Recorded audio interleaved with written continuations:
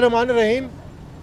आज election commission of Pakistan में foreign funding case के हवाले से एक पेशी थी और पाकिस्तान तहरीक इंसाफ के जो वकील हैं आज उन्होंने अपने दलाइल जारी रखे और अभी तक वो जो केस के कानूनी पहलू हैं उस पे ही अभी तक वो अपने दलाइल दे रहे हैं। उसके बाद हमें ये तवक्को रखते हैं कि वो जो स्क्रूटनी कमेटी की जो फाइंडिंग्स हैं, जो गैर कानूनी फंडिंग हुई है, गैर मुल्कियों ने की है, गैर मुल्की कंपनियों ने की है, गैर मुल्की शहरियों ने की है और बहुत बड़े पैमाने पे हुई है और जो कि खुफिया रखी गई है इलेक्शन कमीशन ऑफ पाकिस्तान से, और जो बैंक अकाउंट्स के मामलात हैं जिनको मैं उठाता रहा, अभी उन पे उन्होंने दलाइल देना बाकी है।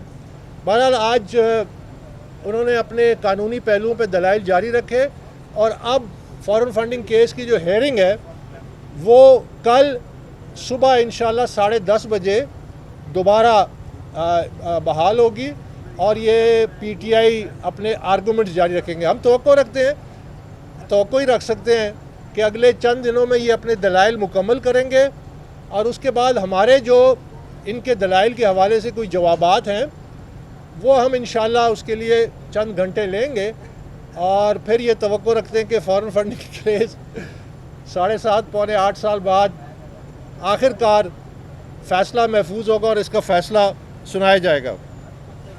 अब मैं आपको 3 बातों पे ज़रा तवज्जो दिलाना चाहता हूँ।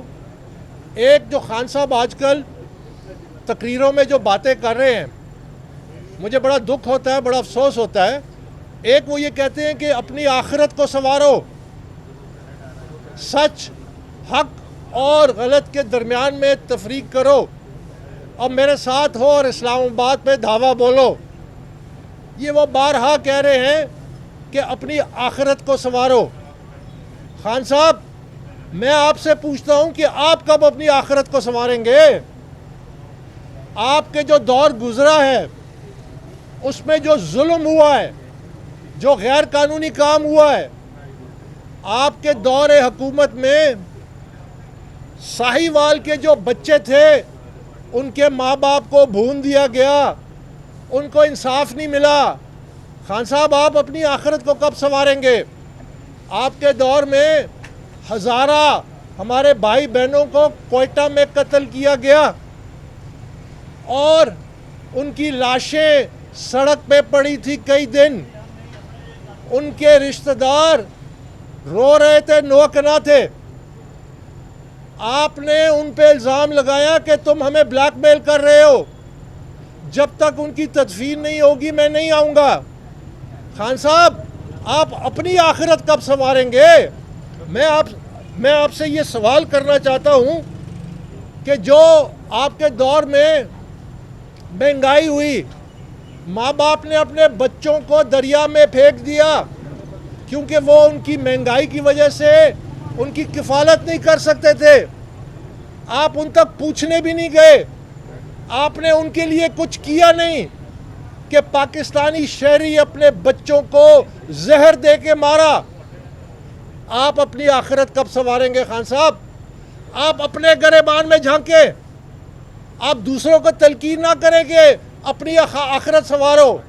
आप अपनी आखिरत संवारो।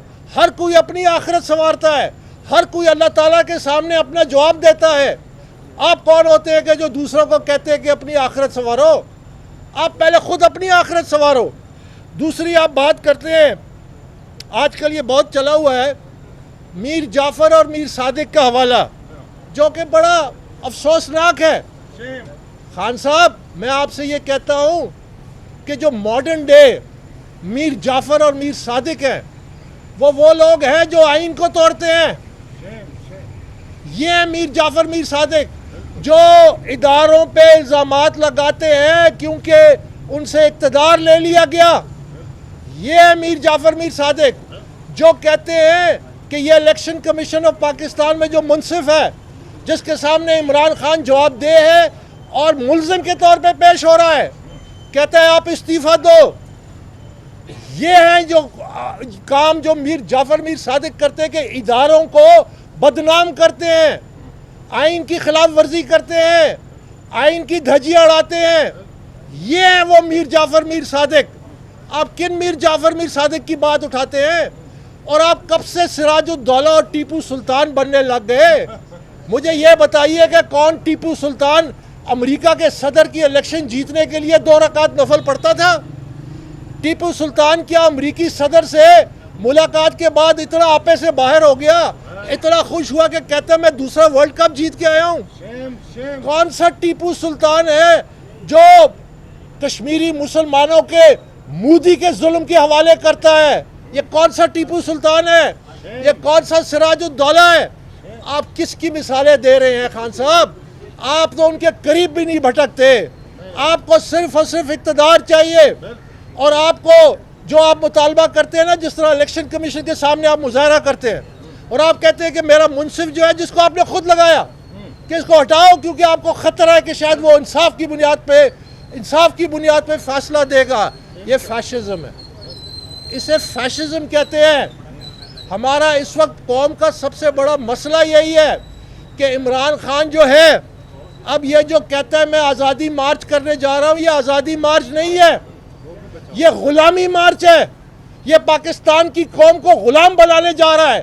یہ چاہتا ہے کہ میں قانون ہوں، میں آئین ہوں، میں منصف لگاتا ہوں، میں اپنی مرضی سے منصف کو ہٹاؤں گا، میں اپنی مرضی سے قانون اور آئین کی دھجیاں اڑاؤں گا، میں بالائے طاق ہوں ہر قانون اور آئین سے. یہ غلامی مارچ ہے. اگر آپ آزادی کے اتنے ہی چاہتے ہیں تو پھر آپ سب سے پہلے پاکستان تحریک انصاف کو اپنی بادشاہت سے آزاد کریں. آپ کی پاکستان تحریک انصاف میں اس وقت بھی جو سینئر قیادت ہے وہ آپ کی اس پالیسی کے مارو یا مر جاؤ، یہ جو ڈو اور ڈائی آپ نے اپنائی ہے. مجھے معلوم ہے کہ آپ ڈی چوک پہ کیوں آنا چاہتے ہیں، کہ ڈی چوک پہ آ کے آپ اپنی منشا کریں، اپنی مرضی کریں سپریم کورٹ کے ساتھ، الیکشن کمیشن کے ساتھ اور اسٹیبلشمنٹ کے ساتھ، آپ ان کو اپنے ہاتھ میں لے لیں. یہ آپ کا مقصد. اور جو تحریک انصاف کی قیادت ہے اس میں اکثریت آج بھی مخالفت کر رہی ہے. میں ان کو داد دیتا ہوں. میں کہتا ہوں یہ وقت ہے کھڑے ہونے کا، کیونکہ پاکستان کی جو بقا ہے، پاکستان کی جو سلامتی ہے، پاکستان کی جو معاشی خود مختاری ہے وہ داؤ پہ ہے. ہم مزید انتشار برداشت نہیں کر سکتے. سری لنکا کا حال ہمارے سامنے ہے. سری لنکا کس طرح ڈوبا، آج وہاں پہ ہنگامے ہو رہے ہیں. پاکستان کی معیشت بھی ڈوب رہی ہے. آپ الیکشن کی تیاری کریں، آپ اپنی پارٹی کو سنواریں اور پرامن طریقے سے سیاسی عمل کو چلنے دیں. اور اگر جو بھی انتشار، یہ انتشار آج نہیں شروع ہوا، یہ انتشار 2014 سے شروع ہے. پہلے آپ نے کہا کہ 4 حلقے کھولو، پھر اس کے بعد آپ نے کہا 35 پنکچر، پھر اس کے بعد جب آپ اقتدار میں آئے آپ نے کہا میں نہیں چھوڑوں گا.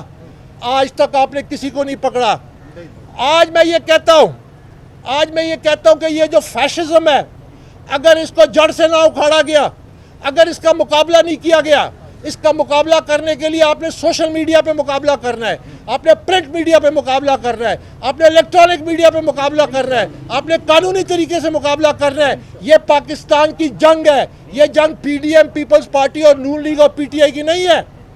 یہ پاکستان کی بقا کی جنگ ہے جو ہم نے فیشزم کے خلاف لڑنی ہے. عمران خان کا بھی مطالبہ ہے کہ فوراً الیکشن کا اعلان کرو. بفرض مال میں کہتا ہوں کہ آج اس کا مطالبہ منظور کر لیں، آپ الیکشن کا اعلان کر دیں. کل یہ کہے گا کہ مجھے اپنی مرضی کا الیکشن کمیشن چاہیے، آپ الیکشن کمیشن اس کی مرضی کا دے دیں. پھر یہ کہے گا کہ مجھے الیکشن میں اپنی مرضی کے نتائج چاہیے. پھر اگر الیکشن کے نتائج آپ کے 10 سیٹیں کم آئیں تو پھر آپ کہیں گے کہ مجھے یہ الیکشن نہیں منظور. یہ اس انتشار کو ابھی ہمیں ختم کرنا ہے، سب نے مل کے ختم کرنا ہے. یہ ایک سیاسی انتشار ہے جو پاکستان کو لے ڈوبے گا. ہم سب نے مقابلہ کرنا ہے. اگر ہم نے مقابلہ نہیں کیا، یہ عدالتوں کو چیلنج کرتا ہے، یہ عدالتوں کو ملائن کرتا ہے.